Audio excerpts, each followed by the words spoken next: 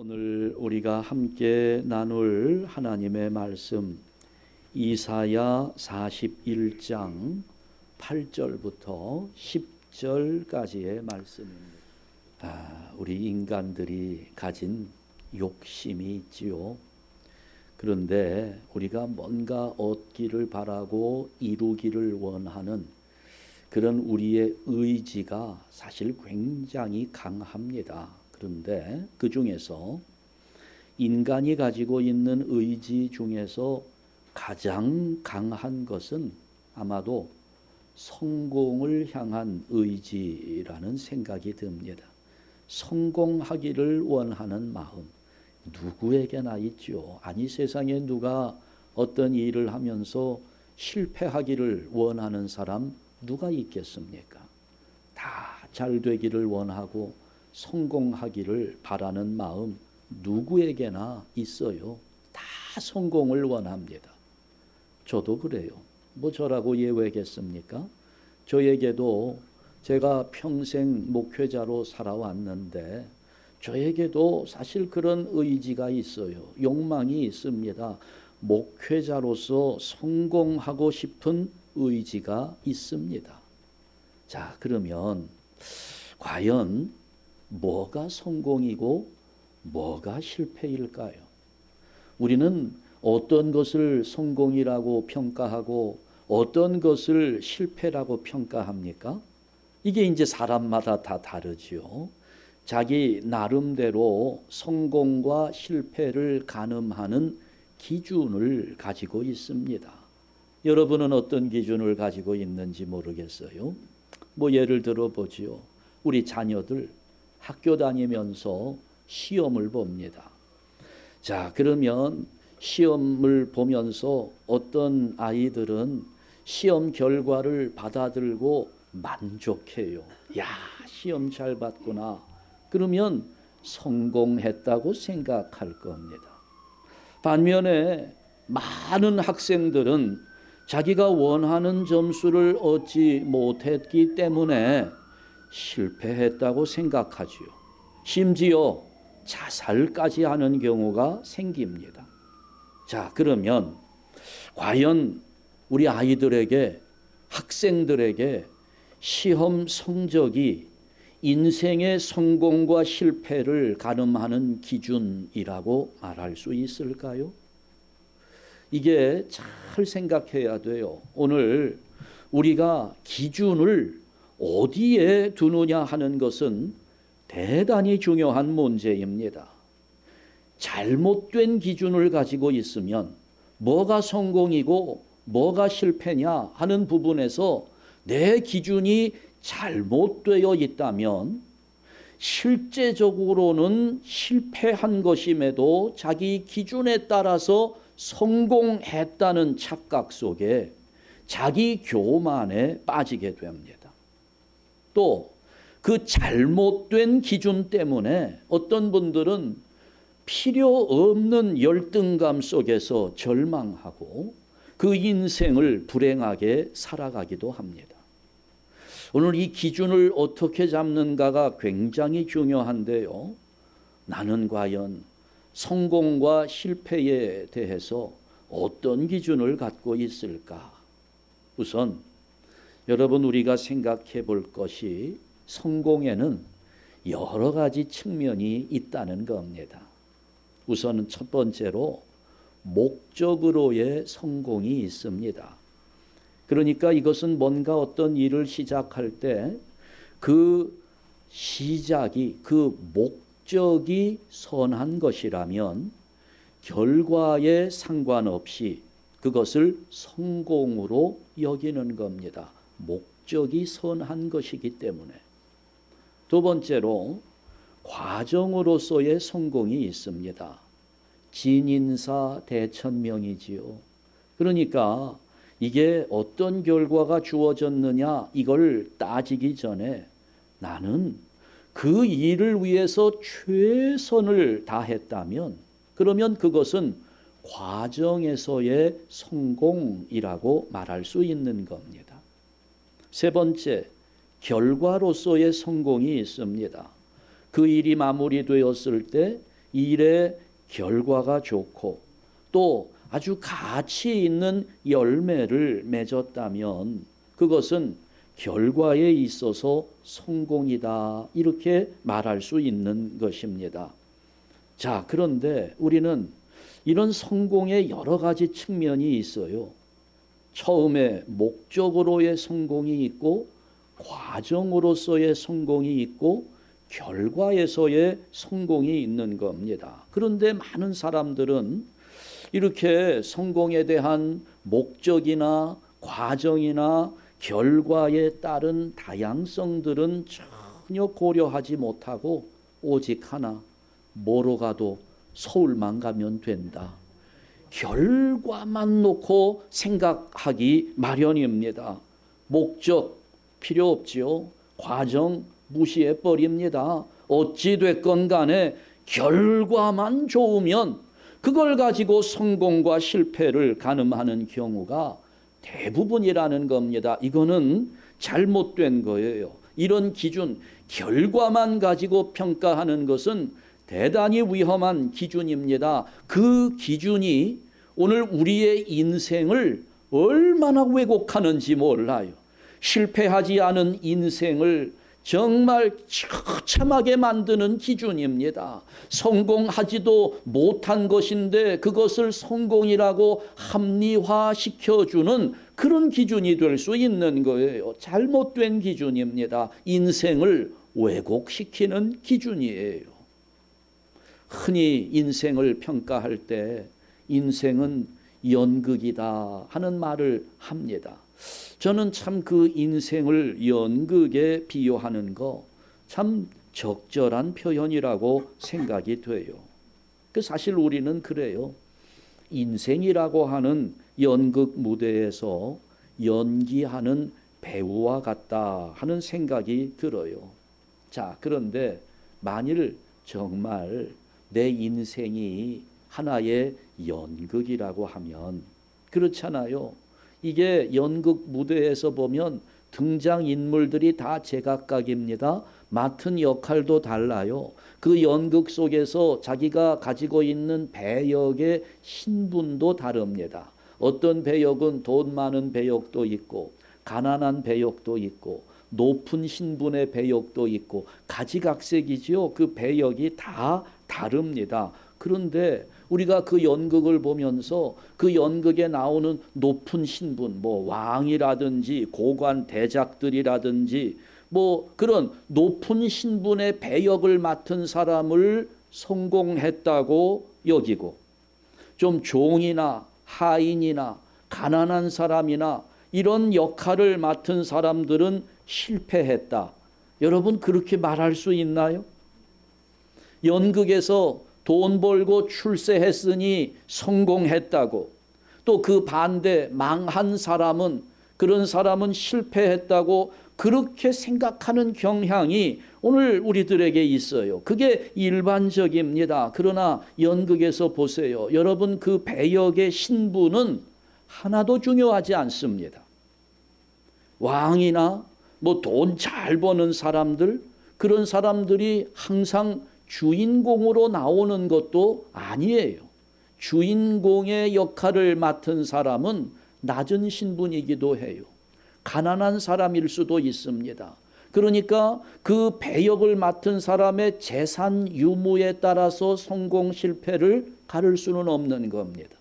그 신분을 가지고 성공했다 실패했다 이렇게 말할 수 없는 거지요. 여러분 드라마 많이 보셨죠? 요즘에 한국 드라마가 전 세계적으로 얼마나 인기가 있는지 아마 어떤 나라도 대한민국 드라마를 따라오지 못하는 것 같아요.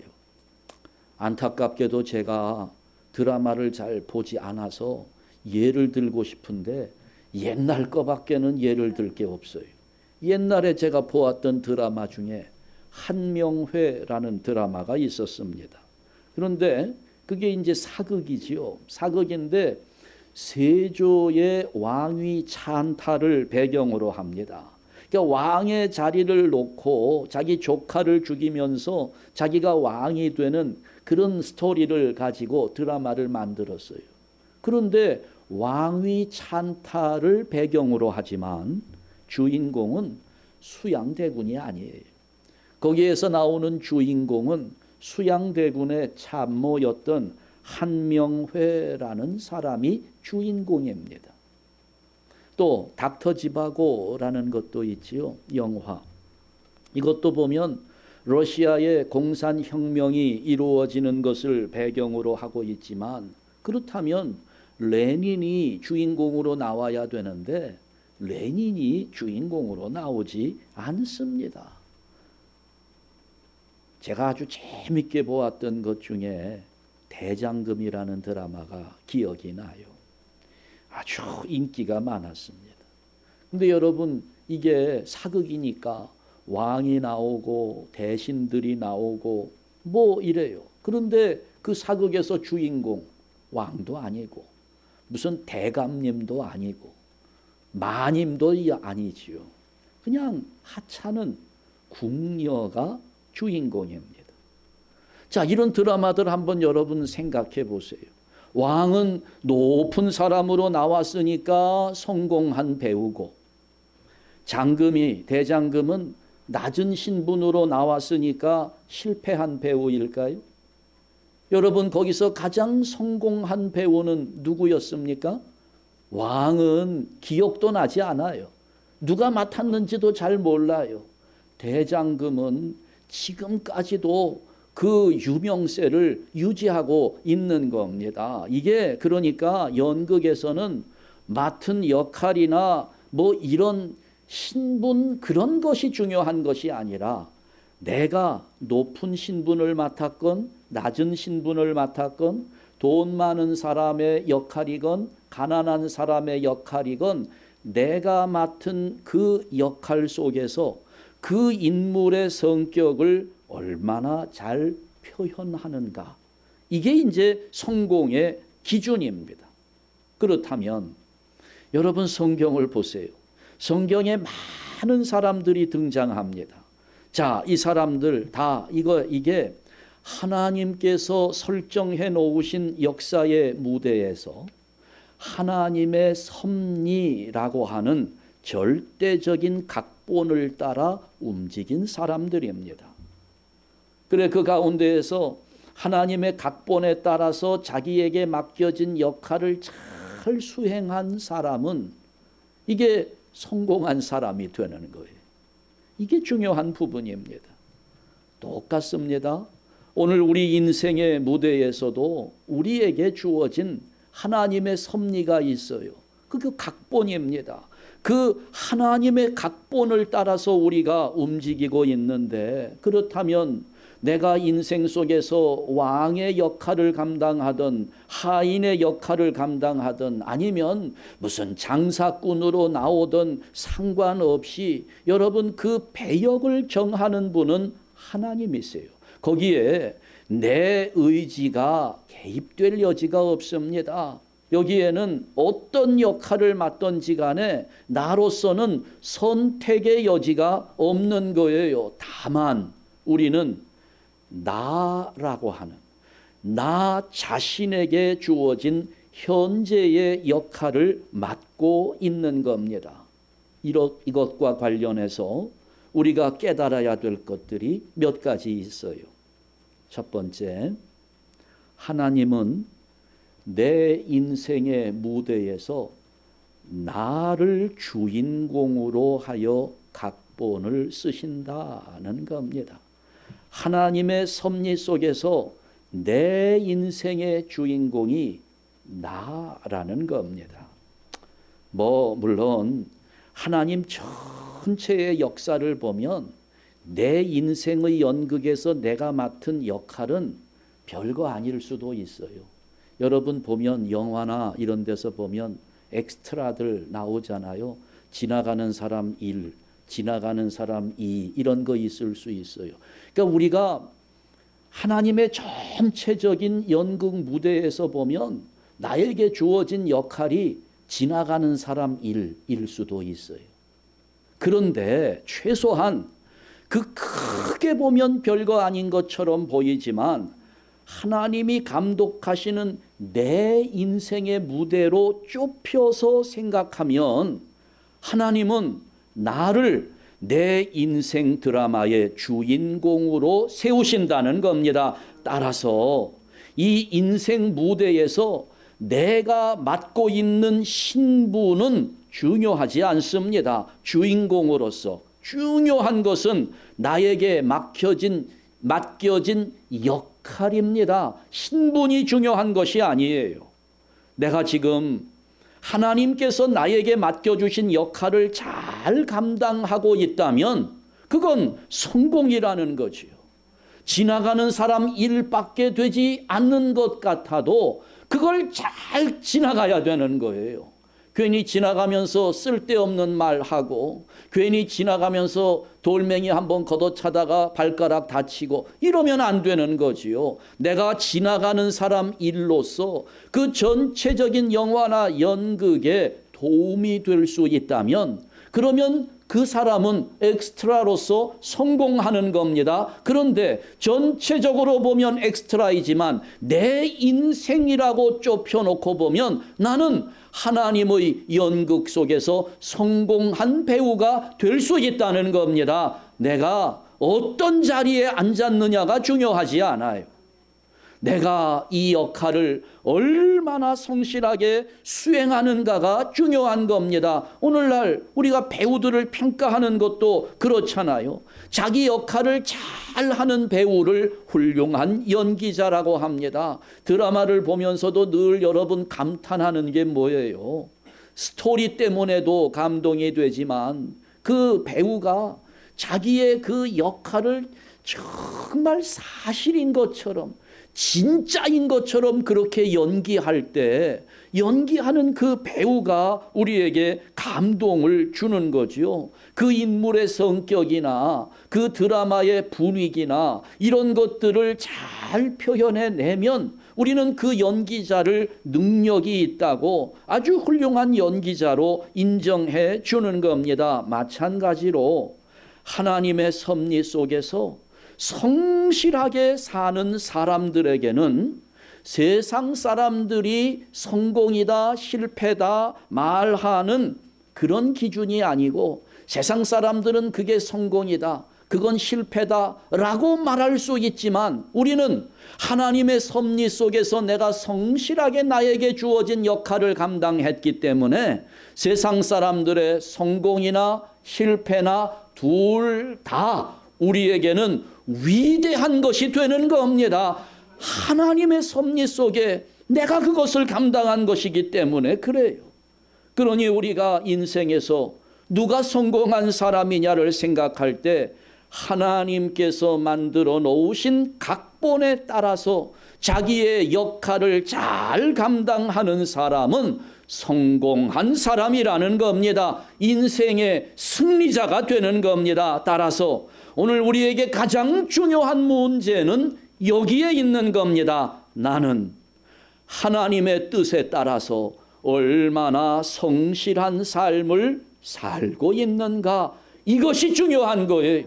내 인생에서 내가 얼마나 많은 재산을 모았는가, 내가 얼마나 커다란 사업을 이루었는가, 내가 얼마나 내 후손들에게 존경할 만한 위대한 업적을 이루었는가, 뭐 대통령의 자리에서 그에 못지않은 높은 자리에 올라가서 떵떵거리며 내가 삶을 살았는가, 이것이 성공을 좌우하는 기준이 될 수 없다는 겁니다. 내가 나에게 맡겨진 역할을 얼마나 성실하게 하나님 앞에 수행했는가가 성공과 실패를 가늠하는 기준이 된다는 겁니다.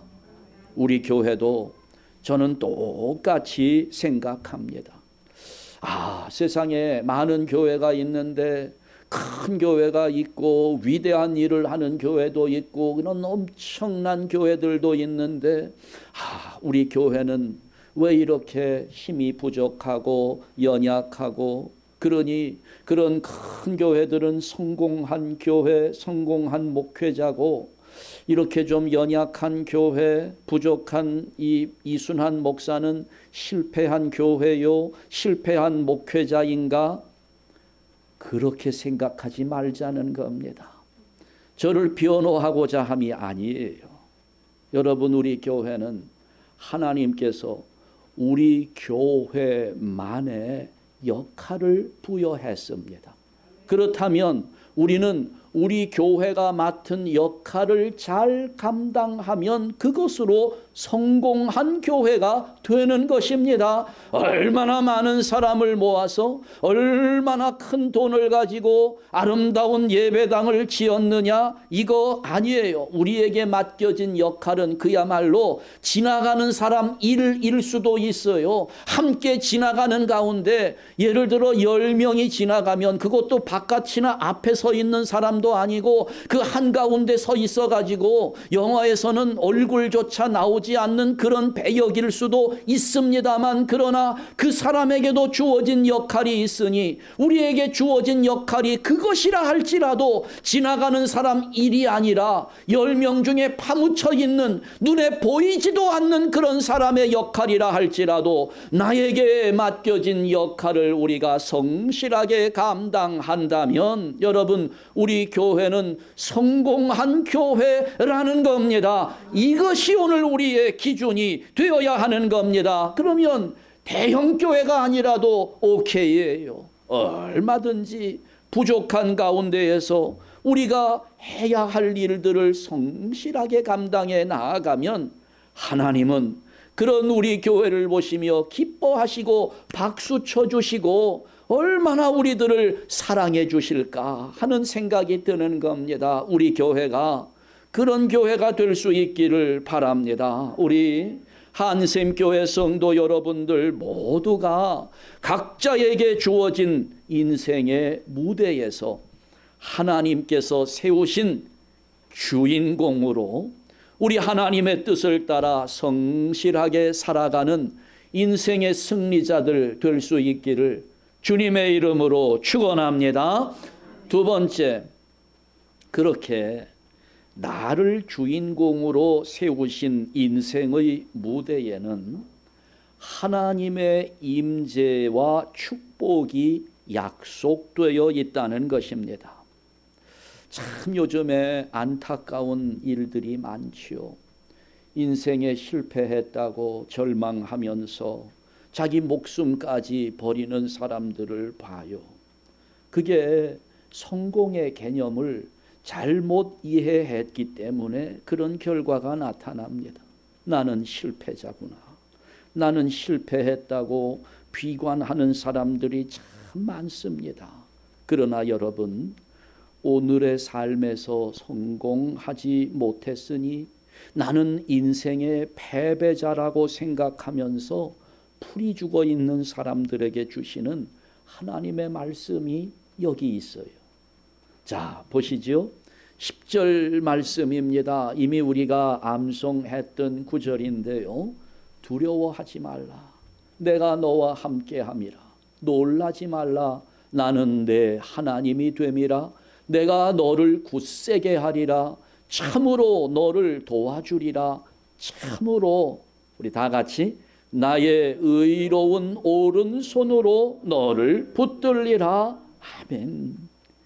내 인생 무대의 감독이 되시는 하나님이 나를 붙들어 주시니까 아무 일에든지 염려하지 말라는 겁니다. 괜히 너의 잘못된 기준으로 실패했다고 기죽지 말고 풀이 죽어 고개 숙일 것이 아니라 나는 너와 함께하고 있다. 나의 의로운 오른손으로 내가 너를 붙잡아주고 있다는 겁니다. 그렇지요. 하나님이 내 인생에 나를 주인공으로 세우셨는데 그 하나님이 가만 내버려 두시지 않을 거예요. 붙잡아 주신다는 겁니다. 하나님이 붙잡아 주신다는 거예요. 제가 자라난 고향에 신천이라고 하는 강도 아니고 또 냇가라고 하기에는 꽤 커요. 강이라고 하기에는 좀 작고 냇가라고 하기에는 꽤 큽니다. 이제 그런 신천이라고 하는 개울이 있었어요. 자, 그런데 이제 그 개울이 재밌습니다. 개울 이쪽에는 사람들 사는 마을이 있고요. 그 개울을 건너가게 되면 이제 산이 있고 사람들 사는 집이 없어요. 그래 이제 그 강을 건너갈 때가 꽤 많아요. 신천을 건너가야 되는데 건너가는 이유는 그 건너편에 모래사장이 많이 좋고요. 그러면 여름 같은 때 거기서 목욕을 할 수 있어요. 수영도 할 수 있고요. 그런데 거길 건너가야 되는데 제가 어렸을 때 키가 굉장히 작았습니다. 그 개울을 건너가는 것이 이게 참 어려운 일이에요. 보통은 옷을 입고 건너갈 수가 없어요. 옷을 벗고 건너가야 되는데 그러면 그때 이걸 아주 잘 건너가야 돼요. 혼자는 못 건너가요. 아버지나 큰 형님이나 이제 이렇게 함께 건너가는데 저희 아버지는 바지만 걷으면 건너가실 수 있어요. 여기 허벅지 조금 밑에쯤 물이 차거든요. 근데 저는 키가 작아요. 아버지한테는 거기까지밖에 안 올라오는데 나한테는 이게 물이 여기까지 올라옵니다. 그러면 그때 옷이 다 젖으니까 옷을 다 벗고 이렇게 한 손으로는 이게 이 머리에다가 신발과 옷을 개 가지고 딱 얹고 가는 거예요. 이걸 꼭 붙잡고. 근데 물이 이만큼 오니까 겁나잖아요. 그러니 저는 아버지 손을 이제 왼손으로 꼭 붙잡고 건너가는데 얼마나 겁이 나는지 몰라. 야, 이거 건너가다가 아버지 손을 내가 놓치기라도 하면 이거 나는 영락없이 이거 떠내려가고 죽을지도 모르고 하여튼 별의별 걱정들이 다 되니까 그냥 아버지 손을 꼭 붙잡고 그걸 건너가는 겁니다.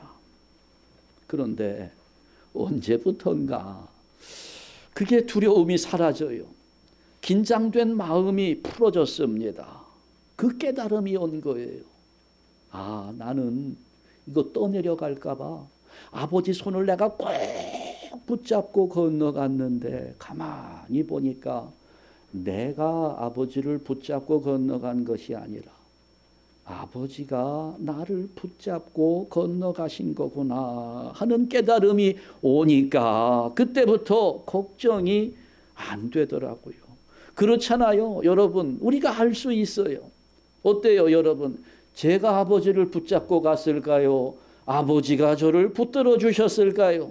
한 번도 실패한 적 없어요. 한 번도 이거 놓쳐가지고 떠내려간 적 없습니다.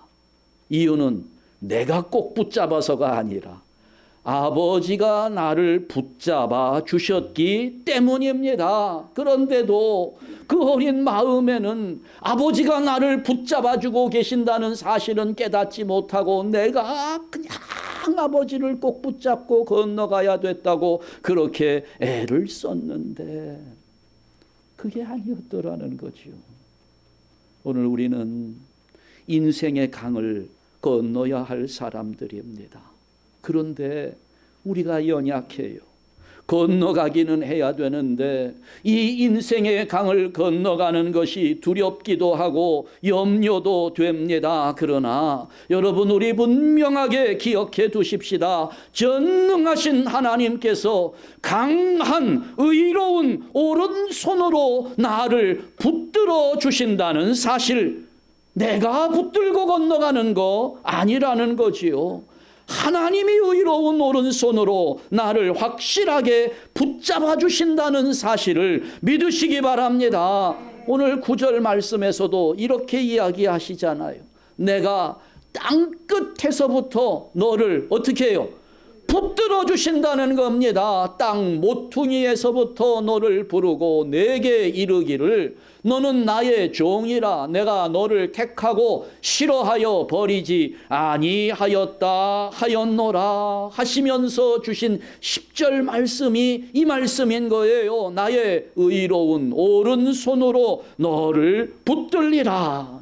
하나님이 붙들어 주시는 겁니다.